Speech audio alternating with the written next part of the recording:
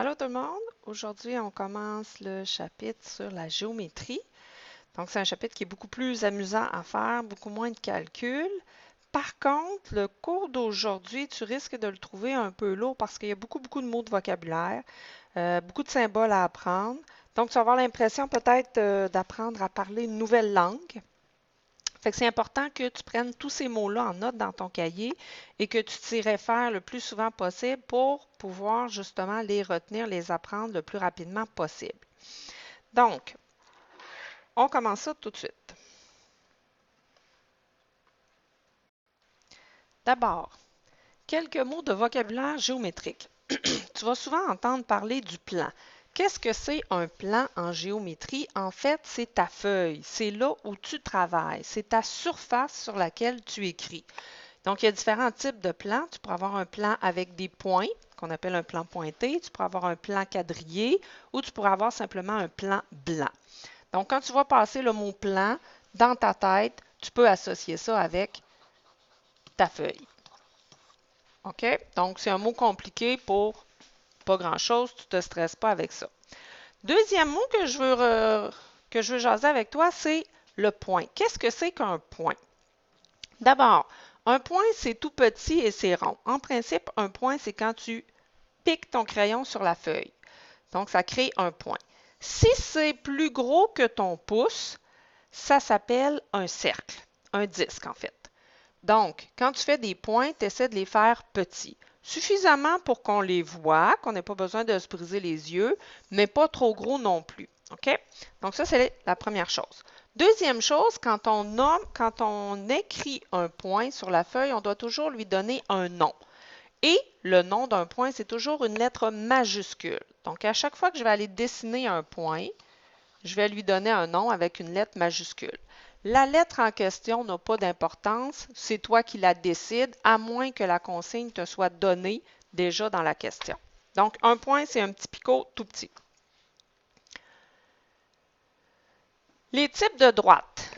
Comment on les représente, leur nom, leur symbole, donc il faut voir tout ça aussi. Qu'est-ce que c'est qu'une droite en fait?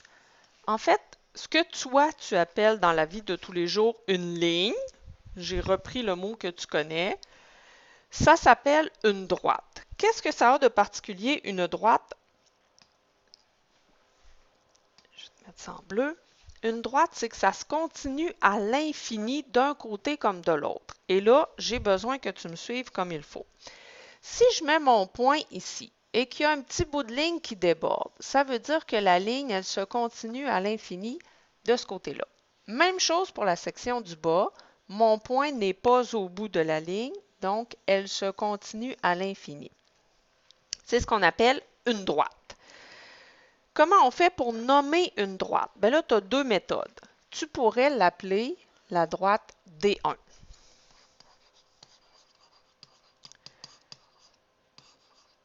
Le D minuscule, contrairement au point, là, on va utiliser une minuscule. Puis pourquoi j'écris le petit 1? Pardon.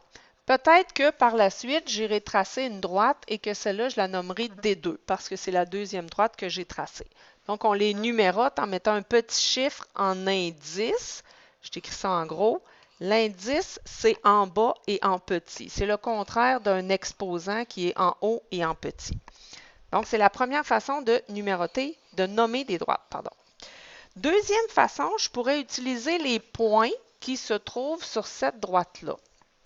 Donc, je pourrais aussi l'appeler la droite AB parce qu'elle passe par les points A et B. Donc, ça, c'est la façon de nommer une droite.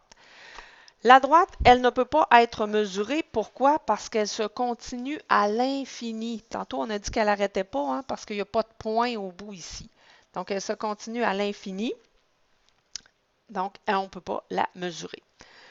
Ça, c'était la première sorte de ligne. Deuxième sorte de ligne dont on va parler, c'est la demi-droite. Qu'est-ce que c'est qu'une demi-droite? Tu as compris le mot, hein? Il y a demi dedans, donc c'est la moitié d'une droite. Si c'est la moitié, ça veut dire qu'il y a une extrémité. Tu remarques ici, là, le petit point, il est au bout de la ligne. Ça veut dire qu'elle s'arrête là. Donc, elle finit à ce point-là. Tandis que de l'autre côté, elle se poursuit. Je pourrais la rallonger jusqu'à l'infini. Donc, c'est une demi-droite. Comment on la nomme? On va l'appeler la demi-droite. Même principe que la droite. AB, par exemple, en supposant que les deux points se nomment A et B. Donc, c'est la façon de nommer la demi-droite. Est-ce qu'on peut la mesurer? Non, parce que justement, elle se continue à l'infini d'un côté. Donc, je ne pourrais pas la mesurer. Dernière catégorie qu'on a, c'est le segment. Ça, tu vas en entendre parler souvent du mot segment. Segmenté, tu as déjà peut-être entendu parler de ça. C'est un morceau, en fait. Si c'est plus facile pour toi, tu peux le retenir comme ça, mais tu dois quand même connaître le mot segment. Donc, c'est une ligne finie de chaque côté. Comment on fait pour la nommer? Le nommer, c'est un segment, c'est vrai. Allez, là, attends un petit peu, je prends 2 secondes, là, corriger mes fautes.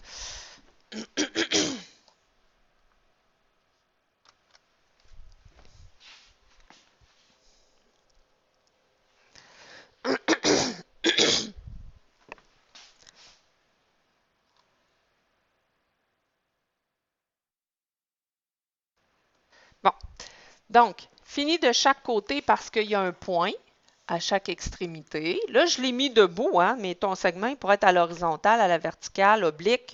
Le sens dans lequel il est placé sur la feuille, ça n'a pas d'importance. Comment on va le nommer? Là, il y a un nouveau symbole qu'il faut que tu saches. Si mon segment passe par les points AB, je vais écrire les points AB et le petit trait en haut que je mets, qui ressemble un peu au trait de périodique, hein? Ce trait-là s'appelle segment. Donc, quand je t'écris ce symbole-là, la petite barre en haut du A et du B, ça se lit le segment AB. Comme il est fini, on va pouvoir le mesurer. Donc, si on me demande M, AB, avec le petit trait en haut, qu'est-ce que ça veut dire? Ça veut dire donne la mesure, M pour mesure. La petite barre, on a dit que c'était le segment AB. Comment je vais faire pour mesurer le segment AB? Bien, je vais prendre une règle, puis je vais le mesurer tout simplement la distance entre le point A et le point B.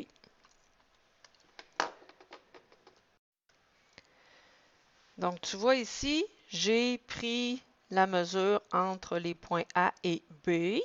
Et là, ça n'arrive pas pile exact. On hésite parce que mon point il est un peu gros. Donc, c'est sûr qu'avec ta règle, il y a une marge d'erreur. Donc, j'accepterais 21 mm, comme je pourrais accepter 20 mm. Donc, il y a une petite, on accepte 1 ou 2 mm de plus ou de moins. Tu ne te stresses pas avec ça. Mais tu essaies quand même d'être le plus précis possible dans tes mesures. Donc, ça fait le tour pour nos 3 types de droites. Donc, on avait la droite, la demi-droite et le segment. Maintenant, les relations entre deux droites. Là, ce qu'on a parlé tout à l'heure, il y avait juste une droite de dessinée, juste une ligne. Là, ce qu'on va aborder maintenant, c'est quand il y a plus qu'une ligne de dessinée. Ça, c'est des mots que tu connais déjà. Fait que je les passe relativement vite parce que c'est du déjà vu du primaire. Donc, des droites parallèles, il y a plusieurs façons de les définir. Moi, je ne te demanderai pas une définition mot pour mot. Je veux que tu saches les reconnaître, que tu sois capable de les dessiner. Donc, ce sont des droites qui n'ont aucun point commun, qui ne se croiseront jamais. Certains vont dire c'est comme les rails du chemin de fer. Parfait, ça me va comme explication. Visuellement, à quoi ça ressemble? Donc, des droites parallèles, tu en as un exemple sous les yeux. Je t'ai mis 2 droites, donc la droite AB, puis la droite qui passe par le point C. Ce que je veux te montrer surtout, là, il y a une fausse croyance qui dit que tes droites parallèles sont à une certaine distance. Tu vois, je les bouge là. Tes droites parallèles, ils peuvent être très rapprochés, très éloignés. Ça va quand même rester des droites parallèles. À la limite, ils pourraient se superposer une par-dessus l'autre, ça serait quand même des droites parallèles. OK? Donc, parallèle, le seul critère, c'est qu'elles ne se touchent pas. Deuxième chose, des droites parallèles, ce n'est pas nécessairement à l'horizontale. On pourrait les retrouver à la verticale, à l'oblique. Il n'y a pas de sens pour les placer. La seule définition, c'est qu'elles ne se croisent jamais. Ça, c'est clair et net. Donc, droites parallèles, on apprendra dans un prochain cours comment les tracer de la bonne façon, pas juste en faisant glisser ta règle avec tes deux doigts sur ta feuille de papier. Donc, on verra ça ensemble dans un prochain cours. Droite parallèle, donc ça, c'est quand il y a deux droites de dessiner, deux ou plus. Des droites perpendiculaires maintenant. Ça aussi, c'est un mot que tu connais. On va aller voir à quoi ça ressemble. Droite perpendiculaire, c'est qu'elle se croise avec un angle de 90 degrés. Donc, je t'ai fait un dessin. Même principe, des droites perpendiculaires, il n'y en a pas forcément une à la verticale et une à l'horizontale. Elles peuvent être toutes les deux à l'oblique. OK? Donc, tes droites perpendiculaires, le seul critère, c'est qu'elles doivent former un angle droit. Et tu le vois ici, il y a un petit carré de dessiné. Dès que tu as sur ta feuille un petit carré de dessiné dans un angle, ça t'indique qu'il y a un angle droit, qu'il y a des droites qui sont perpendiculaires. S'il n'y a pas de petit carré de dessiné, on ne peut pas être certain que c'est un angle droit, à moins de le mesurer, à moins de le déduire. Ça, on verra comment faire plus tard. Et il nous reste l'autre catégorie que tu connais, des droites sécantes. Elles se croisent en un point, en un seul point, avec n'importe quel angle. Elles forment un angle quelconque, on ne sait pas lequel. Donc, tu as un exemple ici de droite sécante. Elles peuvent former un petit angle, comme elles pourraient être presque à 90 degrés, comme elles pourraient très bien être à 90 degrés. Là, écoute bien la phrase suivante. Les droites perpendiculaires font partie de la famille des droites sécantes.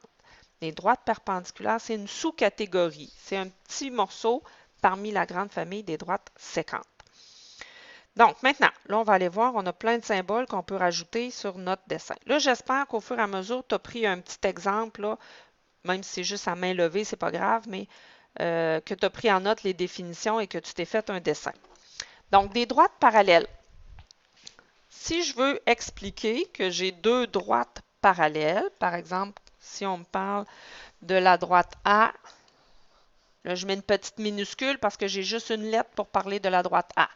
Et la droite B, donc sur mon dessin, j'aurai ça, droite A et droite B. Comment je fais pour dire qu'elles sont parallèles? Bien, je vais mettre le petit symbole de deux droites parallèles obliques comme ça. Donc ça, c'est mon signe qui veut dire parallèle. Je te conseille de commencer tout de suite à l'utiliser parce que quand on va être dans les justifications, tu vas voir qu'il va nous faire sauver beaucoup, beaucoup de temps. Les droites perpendiculaires, elles aussi, ont un symbole. Donc là, je réutilise D1, D2, comme on a vu.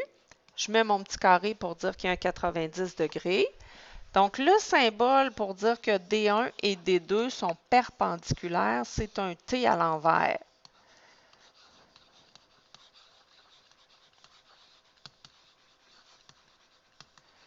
Donc là, tu as la chance d'avoir des symboles qui vont te permettre d'éviter d'écrire des mots très longs, aussi bien les utiliser. Et il nous reste séquentes, malheureusement, ces deux-là, on n'a pas de symbole pour dire que deux droites sont séquentes. On fait juste l'écrire en mots séquentes, c'est tout. On continue avec les angles. Qu'est-ce que c'est qu'un angle? Là, je t'ai mis la définition. On va aller voir sur le dessin visuel qu'est-ce que ça donne. C'est une région qui est délimitée par deux demi-droites. Et un angle, ça se mesure en degrés. Ça, tu le savais déjà probablement. Donc, je te mets un dessin. Voici deux demi-droites. D'abord, tu as la demi-droite. Je vais essayer de te sortir le petit... Voici. Donc, tu as la demi-droite AB qui est ici en bas en vert. Et tu as la demi-droite AC qui est en rouge. Donc, ces deux droites-là sont séparées d'une certaine distance. OK? Donc, la région que je t'ai mis en carotté bleu, c'est justement ça qu'on appelle un angle. C'est la distance entre mes deux droites. Et ça se mesure en degrés. On ne pourrait pas la mesurer en centimètres. Ça ne fonctionnerait pas. Donc, la seule façon qu'on a, c'est de la mesurer en degrés. Donc, au primaire, tu es censé avoir appris à mesurer et à construire des angles. Si tu as encore de la difficulté, n'hésite pas à venir me voir avec ça. Il faut qu'on le retravaille parce que ça va être utile pour le reste de l'année. Donc, comment on fait pour nommer un angle? Ça, c'est nouveau de cette année probablement. J'ai besoin de 3 points. Donc, on va les appeler, oups, on va écrire ça en noir, A, B et C. Des points, tu te souviens, c'est des majuscules. Donc, comment je fais pour nommer cet angle-là? Je vais l'appeler, ça c'est le symbole de angle, et je vais mettre A, B, C. Là, attention, je ne les mets pas en ordre alphabétique. Le petit pointu de mon angle, il s'appelle le sommet. C'est la lettre que je dois mettre au milieu. Toujours. Donc, quand je dis l'angle ABC, le B, c'est la lettre qui se trouve au sommet de mon angle, au petit pointu. Je pourrais aussi les inverser, la première et la dernière, à condition que le sommet reste dans le milieu. C'est la lettre du centre toujours. Donc, le symbole angle, ça ressemble un petit peu à plus grand, plus petit là, que tu faisais, à la différence que le trait il doit être à l'horizontale.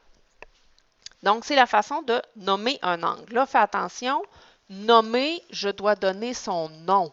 Je ne veux pas avoir angle aigu. Ça, c'est son type. Quand on te demande de nommer, tu l'écris avec des lettres. Tu donnes son nom.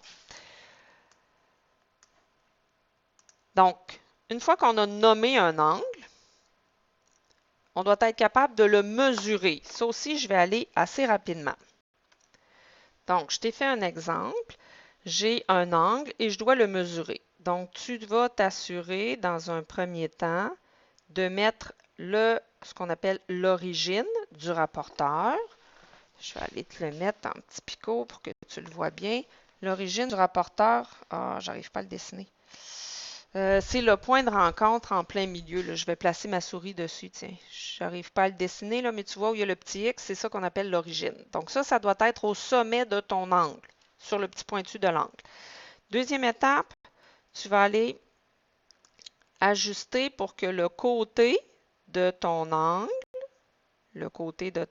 ici, passe par le 0 degré.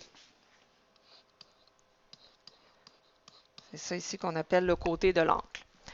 Et ensuite de ça, ben, on va remonter jusqu'à l'autre côté et on va prendre la mesure. Là, tu vois ici, donne-toi la peine de toujours partir de 0. 0, 10, 20, 30. Je ne me rends pas jusqu'à 40, j'arrête à 39. Donc, ça serait un angle qui mesure 39 degrés. OK? Essaie d'éviter d'y aller à toute vitesse. Là. Tu pourrais faire la confusion entre 141 et 39. Là. Donc, pars toujours à 0 puis fais le calcul dans ta tête par bond de 10. Ça va t'éviter cette erreur-là. Donc, je t'ai écrit ça à côté. On vient de prendre la mesure. Fait qu'on va écrire M minuscule, mesure de l'angle. Et là, je nomme les 3 points qui forment mon angle en prenant soin de mettre le sommet au milieu, égale 39, puis le petit symbole degré. Donc, c'est comme ça qu'on doit procéder. Ensuite de ça, les types d'angles. Là, tu as dans ton cahier à quelque part un tableau qui ressemble à ça un petit peu. Moi, je te conseille de le prendre en note dans ton cahier spirale. Donc, tu reproduis le tableau et tu vas venir ici faire un dessin qui correspond à chacun des angles qu'on va présenter. Parce que moi, je dois travailler sur un autre document. Donc, nos types d'angles, il y en a que tu connais déjà. D'abord, si je le rapetisse petit, très petit, jusqu'à ce que les deux côtés soient un par-dessus l'autre. Oups, là, j'ai débordé. Comme ça s'appelle un angle nul. Tu vois, moi, j'arrive pas à 0 degré, là, je suis pas capable d'être assez précise.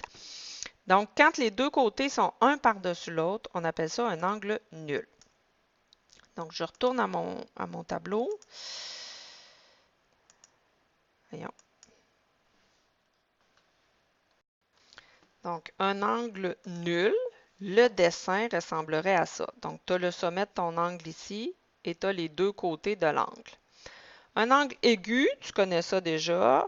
Droit et obtus aussi. Je m'en vais quand même te montrer qu'est-ce que ça donne. Donc, ici, j'aurai un angle aigu. Si je le monte à 90 degrés exactement, oups, 90 degrés, là j'ai débordé un petit peu, mais tu comprends le principe. Donc là, j'aurai un angle droit. Si je déborde du 90 degrés, entre 90 et 180, ce sont des angles obtus. Ce mot-là aussi, tu le connais déjà du primaire. Et quand j'arrive à 180, là, on a un angle qu'on appelle plat. Donc, comment on va dessiner un angle plat? Ça va ressembler à une ligne droite avec un point au milieu. Contrairement à un angle nul où le point était à l'extrémité, l'angle plat est au milieu. Maintenant, il nous reste rentrant. Ça, c'est probablement un nouvel angle que tu ne connais pas. Rentrant, c'est quand il mesure plus que 180 degrés. Quand il est entre le 180 et le 360. Donc, je déborde de mon 180 puis je continue jusqu'à 360 degrés. Là, je vais arrêter un petit peu avant. Donc, ça, c'est ce qu'on appelle un angle plein. Maintenant, on doit lui trouver un symbole. Si je dessine mon angle plein, comme ça, avec mon angle rentrant comme ça, bien là, ça porterait à confusion avec l'angle aigu. Ça se ressemble beaucoup. Moi, ce que je veux indiquer, c'est que je prends tout le gros angle ici à l'extérieur. Donc, le symbole pour angle rentrant, c'est comme ça qu'on va le dessiner. Quand tu vois ça passer, par exemple, si on t'écrit la mesure de l'angle ABC, bien là, je vais prendre la mesure du petit au milieu. Tandis que si on me demande la mesure de l'angle, là, le symbole vient de changer, je mets la petite demi-lune, le petit Pac-Man, bien, ça veut dire que je vais avoir la mesure de cet angle-là au complet. On verra en classe comment mesurer ça. Et il nous reste l'angle plein. Bien là, tu as compris que c'est un 360 degrés exactement. Comment on va le dessiner? Ça ressemble à l'angle nul, sauf que je veux indiquer que je prends tout le tour au complet. Fait que je vais faire la petite boule au bout. Donc, c'est tous tes symboles que tu dois connaître et que tu dois être capable d'identifier rapidement sur un dessin.